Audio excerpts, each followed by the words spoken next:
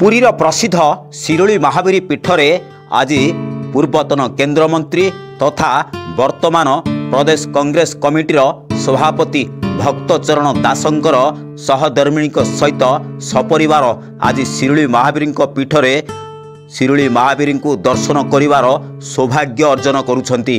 गोटे पटे भक्त दासंकर सभापति दायित्व बहन कला परे प्रथम तांको धर्मपत्नी सुनंदा दासंकर सहित माता एवं सपरिवार आज एकत्रित होई आज प्रभु श्री शिरोली महावीरी को दर्शन करुथिबार देखिबाकु मिलिछि।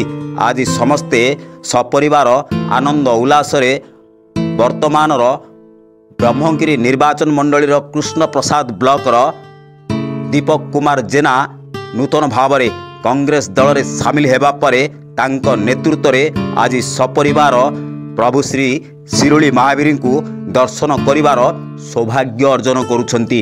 गोटे पटे सुनंदा सहित परिवार सदस्य समस्ते आज शिरोली महावीरी पाखरे आशीर्वाद भिक्षा करुथिबार जहाँ देखिबाकु मिलिथिला। शिरोली महावीरी पीठरे प्रसाद सेवन करी सपरिवार आनंद उल्लास रे फेरी जाइथिबार नजर को आसीथिला। भक्तों परिवार भितरे आज एभली सौभाग्य अर्जन करिसेंती वर्तमानर पीसीसी सभापति भक्तचरण दासंकर परिवार लोके।